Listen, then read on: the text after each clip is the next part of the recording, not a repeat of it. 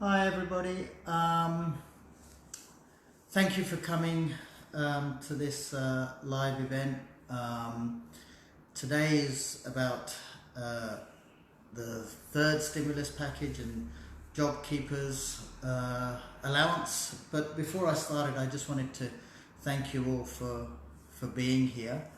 I know a lot of you will actually see this as a recorded video because many have asked for this to be recorded and so that they can see it later. Specifically, a number of my medical clients who are quite busy right now, as you can imagine. So I wanted to thank them specifically because they are working extremely hard right now. They are putting in time, effort, and putting their own health at risk in order to help people like me. So we are forever grateful for what they are doing and thank them for that.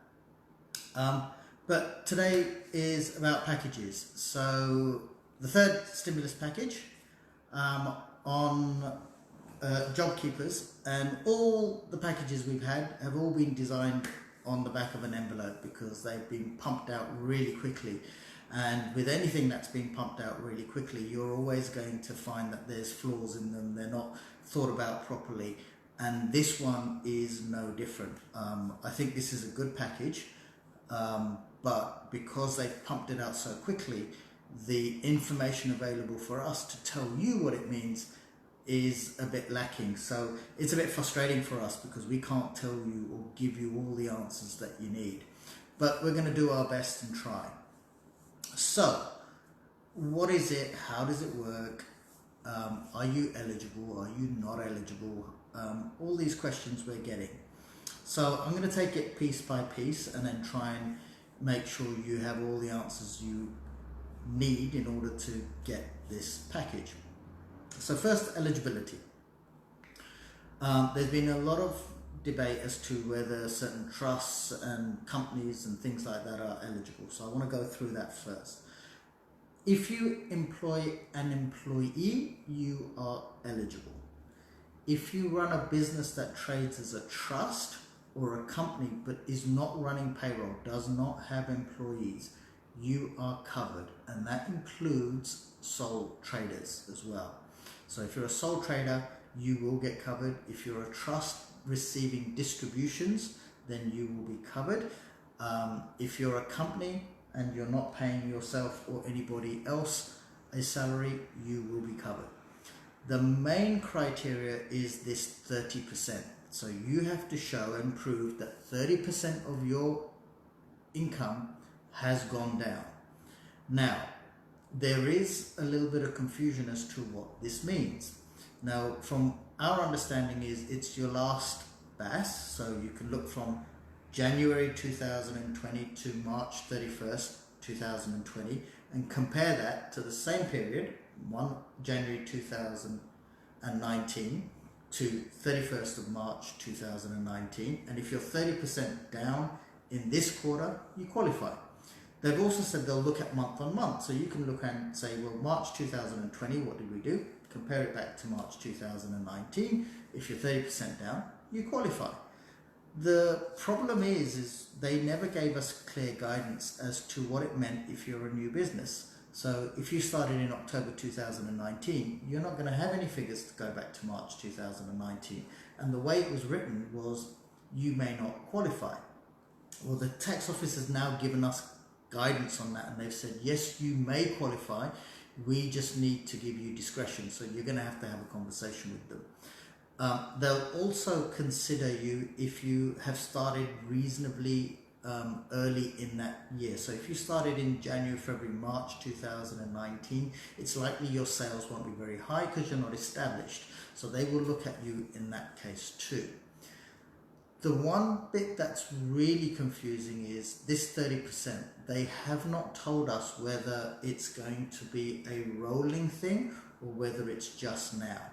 So we don't know whether they're just going to look at March or January to March and that's it, they're never going to look at your figures again, or whether they're going to ask you to submit your sales figures every month or every quarter to see whether you qualify. If they go down the route of continuous monitoring, I think the system is going to become quite difficult to control, and I think it's going to be difficult in terms of red tape. You've got to do a lot more work for it, and you've got to make sure everything's up to date, which not everybody will be able to do. So those are the criteria for whether you can apply. You must register. So you have to get in touch with the ATO and register. If you're a client of ours, in some cases we may have registered you, we may have asked you to register yourself. We're getting inundated with registration requests right now, but it's not hard. If you go onto the ATO website, there's a button there for Jobkeeper's allowance. You press that, there's I think 4 or 5 questions you got to answer. It'll take you about a minute or so, but if you don't register, you cannot claim. So you must register. And we're asking all of our clients to register, even though they're not quite 30% down. And the reason we're telling them to do that is because we're not sure what's going to happen in the next month. Things are changing very, very rapidly. So we don't know if businesses which are trading right now will be able to trade in 2 weeks' time. So we've asked them to apply now, because if you try and apply late in April, there's already so many people in the system, they're not going to be able to pay you when it comes to the payment date, which is the first week of May. So I'd rather get your application in right now. If you don't qualify, you can always withdraw, but at least you're in the system. So we've asked most of our clients to register. So if you haven't done that, I suggest you do that now. The next part, which is if you're a company, you're a trust, or you're a sole trader and you do not have any employees, what does that mean? How is that system going to work? Well, again, there's a bit of confusion. So we're not sure whether if you have 2 people in a trust who receive dividends, distributions, do they both get $1,500 a fortnight, or does only one of them get $1,500 a fortnight? We don't know. They haven't told us. Equally, if a company, you're not paying salaries, but there's 2 directors, they both get it, or does just one person get it? Again, we have not been told, and we'll just have to wait and see. What we do know is definitely one person will qualify. Okay, and the way it's going to work is that money, we have been told, is you have to apply as a company, but they will pay it directly into your personal bank account. As $1,500 a fortnight. Now, the thing you've got to remember is it doesn't go through your payroll, and if it doesn't go through your payroll, you're not paying any taxes on it, and this is a taxable benefit. So when you go and do your tax returns at the end of this year, you may find you have a tax bill because this income has been received gross, tax has not been deducted, and so you could find you have some tax to pay. So we're telling our clients in those positions, just keep a little bit of money aside, because you're going to end up with some tax bills. If you're concerned, come to us, we'll calculate the tax for you and let you know exactly what it is, so you know exactly where you stand. But if you haven't got an advisor who's told you to do that, then yes, collect the money, keep the money, but keep some money aside, because you're going to end up with some tax bills, or may have some tax bills. Okay, the next part. What is an eligible employee? So an eligible employee is one who was on your books. They haven't said payroll, they've just said on your books at the 1st of March 2020. Now that's for permanent and part-time. If you've got casual employees, they have to be in your employ during the last 12 months. So if you've taken on a casual member of staff who works for you consistently for the last 8 months, but not prior to that, they do not qualify. So just bear that in mind. Australian citizens, permanent residents, and those on a visa subclass 444, which is predominantly people who are here, who have been here for many years and are New Zealand citizens, they all qualify. Everybody else does not. So if you have on your books people who have temporary visa arrangements, are students or anything like that, they will not qualify. So you will now need to go through your employee list and say, well, who's going to qualify and who's not, because some people will some people won't, and you have to work out how you're going to deal with those where you cannot claim for. Okay, if you have fired someone or stood down someone, they can still receive the payment as long as you basically rehire them. So if you've just stood them down, you're basically saying you're still employed, but we don't have any work for you. If you fired them, they basically left, but if you rehire them back, they will be eligible as long as they were an employee on the 1st of March 2020. Okay. The other part is you'll have some employees who actually have two jobs, one with you and one with someone else on a part-time basis. So what happens with them? They have to claim via their primary employer. So what's a primary employer? And they actually haven't really told us what it is, but they've given us an indication. And the indication is when you took them on as an employee and they signed a tax form declaration, on the declaration, did they tick the box which says, we want to take the tax-free threshold, which means you don't get taxed on the first 18,000. If they have ticked that box, then they will be considered a primary employee and they should not claim the Jobkeeper's payment elsewhere. You're going to have to sit down and talk to your employees if you know that they've got multiple jobs and say, where are you claiming from? Okay. Now, the other confusion with this package is this package came out a little bit late. So we had employers who stood down employees, sacked employees, and that sort of thing. And those employees have now gone to Centrelink and started claiming job seekers. You can't claim job seekers and job keepers. It's either one or the other. So if you've got employees who have already done that, you need to have a discussion with them as to what's going to happen. If they remain on your payroll, they cannot claim job seekers and they will have to let the Centrelink know that they are no longer claiming on that and withdraw their application. Now, the next part gets a bit complex because it relates to how you actually pay your staff. And how you pay your staff and how much you pay your staff totally depends on their employment status and where they are right now. So I'm going to give a couple of examples and hopefully it will start making sense. So let's say you have an employee who is continuously working. You haven't stood them down. They're still working for you. They're still being productive. And now an example like would be my one. I haven't let any of my employees go. They're all working for me. They're all being productive.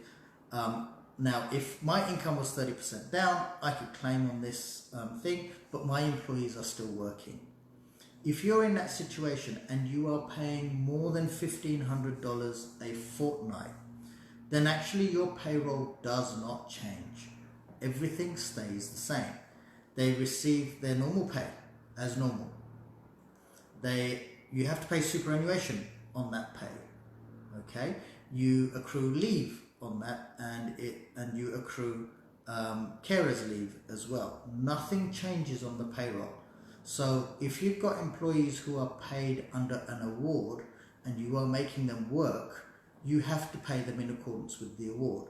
So what they're saying is this is you can't reduce the amount of pay if they're working for you. Everything else stays the same. So you run your payroll as normal. If it's $2,000 a fortnight, you just run it as normal, and then you will receive an amount of money from the government of $1,500 a fortnight, and that is just treated as a contribution towards their salary.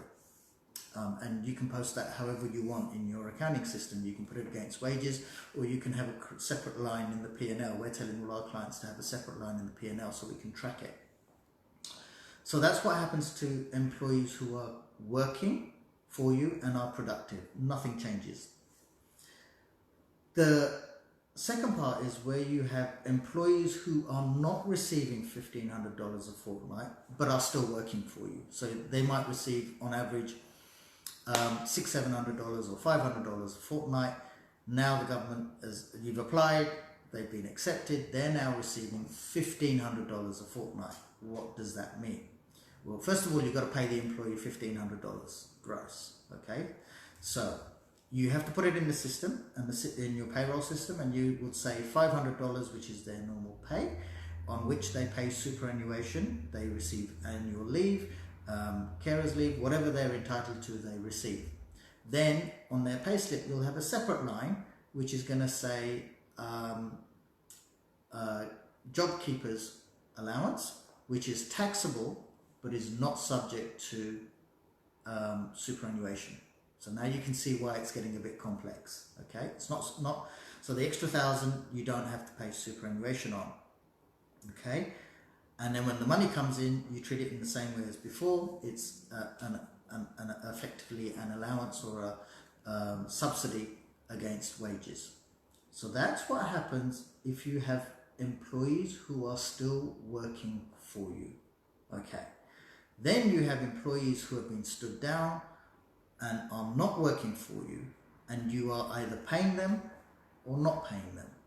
Now, if you're paying them more than the $1,500, then you have to pay. You have to deduct tax on the $1,500. You have to tax them on any amount over $1,500, and you pay superannuation on the amount over $1,500, but not on the $1,500. So again, you're going to have separate lines on your payslip because your payroll is now becoming a little bit complicated. So that's what you do with that. If you have someone who is under $500 and you are paying them more, i.e. $1,500, because that's what the government says you do, then you do not have to pay superannuation on any of that because it's up to $1,500, but it is taxable. Okay, so again, separate lines you're going to need for that. So that's how employees are taxed, and I realize that that part is complicated, and you may have some questions that you want to ask. Please ask them. I will try my best to answer them, but that's where your payroll starts getting complicated, and it will become more complicated as if your amounts that you pay your employee is different every fortnight, depending on hours that they work. So that's how you pay your employees. Okay. Now, there's going to be a cash flow issue because the payments you're eligible from the 30th of March for the next 6 months, but the first payment is not going to happen until the first week of May, assuming they can do it in the first week of May. So we're getting questions like, well, what do we do? Do we pay them $1,500 now because we're going to be out of pocket and we don't have any money? Can we not pay them? Can we pay them a little bit? And the answer to that is all of them are correct. What we are advising is you assume for this moment in time that you are not entitled to the $1,500, so do not pay that out to employees. Just pay out whatever it is you have agreed. If you've stood them down and said you're not getting paid, then don't pay them for the next month. If you stood them down and they're taking annual leave and whatever leave they have left, you apply the payroll in accordance with that. If you have let go of someone and stood them down, but you're paying them a small amount because that's what you want to do, then you run that on that basis. Then come May, when you have found out exactly what the ATO has agreed to pay, you're going to have to run a special pay run to cover the period from the 30th of March to effectively the end of April. Okay, and you're going to have to do that each and every month to make sure you're covered. So what we're saying is don't come out of pocket right now, because if you pay someone $1,500 and then you find out later on that they're not eligible, you've just lost $1,500 because you can't ask for the money back. So what we're saying to all employers right now is don't pay it. Wait until you have the money, go back, do a special pay run, make sure you're covered, and you just got to make sure that you're calculating the correct superannuation and all of the amounts that you put in the payroll is taxable. Like I said, your payroll is going to become more complex. You are probably going to need help on doing it. So cash flow, so I've covered that. The final thing is, a lot of people are asking, do you have to pay the 1,500 or can you hold some of that back? The answer is you have to pay the 1,500. You cannot hold anything back, even if you have paid historically less money to your employee in the past. So this is a payment to employees, and all of the money has to go. The tax office have indirectly told us that they will be fining businesses who do not pay this over. So, and you've got to be a bit careful, because most employers are calculating wages and doing payroll either weekly or fortnightly, whereas the payment from the ATO is going to come in monthly. So you're going to end up having to do this constant reconciliation, or you're going to have to tell your employees you're now moving over to a monthly basis and just running that monthly payroll. How you do it is really up to you. But that, in a nutshell, is everything that you need to know about JobKeepers. There is still a lot of information that we need to get hold of from the tax office to let you give you more information specifically about this 30% rule and stuff like that. So that's that. Now, I've got a couple of questions. One is, what about students from overseas? If you have a student from overseas and they're on a temporary visa, they are not eligible. So they cannot claim, and you cannot claim on their behalf unless they are basically a citizen or a permanent residency in Australia. Another question I've got here is, how would it work with single touch payroll if you delay the payments? Single touch payroll works on the basis that whenever you run a payroll, at that time you're submitting it and filing it. So when I said that you need to, when you receive the money, you run a special payroll. You run a special payroll at the end of, say, April, which will cover any back pay. So your single touch payroll will cover that. So we're not going back and changing, say, the March payroll, March 30th of payroll, or the 14th of April payroll. You're not changing that. What you're doing is you're running a special payroll at the end of April, which will cover all the previous payrolls coming back to 30th of March. I hope that answers questions that we've had. If there is anything else, then please let me know. I will ask my team to put the ATO link. If you want to make the claim and you haven't made a claim yet, we'll put that link up, and I'll ask my team to put that up after posting this video. We will also put in information regarding, we've got a question and answer sheet that we'll put up as well.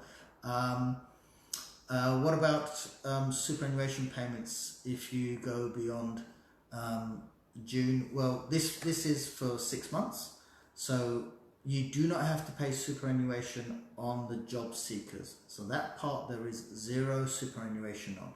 If there is an amount above the 1,500 you're paying, then there is superannuation on that, and you have to pay superannuation from now.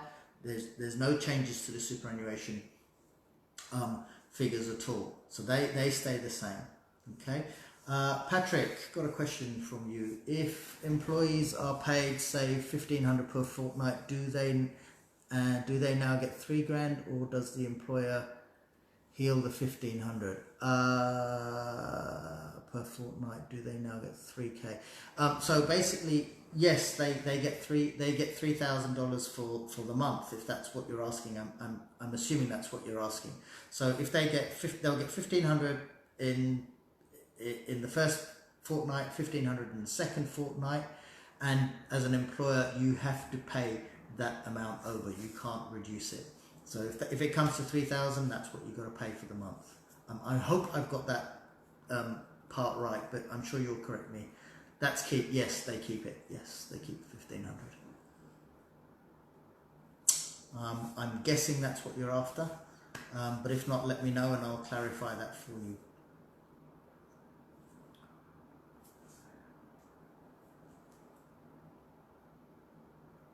I hope that was useful for you guys. If there's any way we can improve this or make it more informative, then please let us know. I appreciate that there are some bits that aren't quite there for you in terms of information simply because we don't have it. But so you pay out 115 and the ATO? No, Patrick. So let's go back. So let's say you have an employee who has been you paid 3,000 before. So you have an employee who has paid fortnightly $3,000 and they are still working for you. In that case, you collect the 1,500 from the ATO and you pay 1,500 from your pocket to the employee. That part is correct. If, however, you are you're not making them work, you've stood them down, you don't have to pay anything, okay, because you've stood them down. The ATO will pay 1,500 and that's the only amount that you pay to your employee. You don't double up, you only pay that amount. And I hope that's kind of cleared that up for you.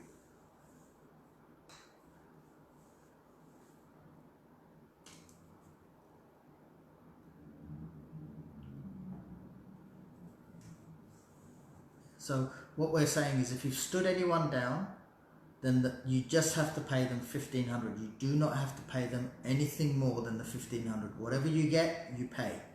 You only pay more, or you're only obligated to pay more if that person is still working for you.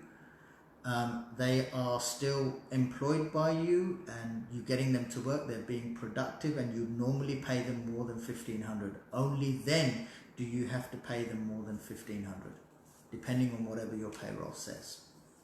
Okay, so I hope that's cleared that out. It is a confusing part. We've had lots of questions regarding that part of the legislation. It still hasn't passed. Actually, it hasn't gone through as legislation. It's going through next Wednesday, and hopefully by next Wednesday we'll have lots of answers to those queries that people are asking, which we can't answer because we don't have the information to. Cool. Anything else? If anybody else has got some queries or answers, we will have this video put up as a recording, so if there's anything that you have missed, or if there is anything that you want to go over again, you can look at the recording. It should be up as soon as we finish this recording. But if there's no more questions, I will call this an end. Thank you very much for listening and for viewing. If there's anything else, then please let us know. Thank you. Have a great day. Please be safe, please be careful, and we shall speak again in the future. Thank you. Bye.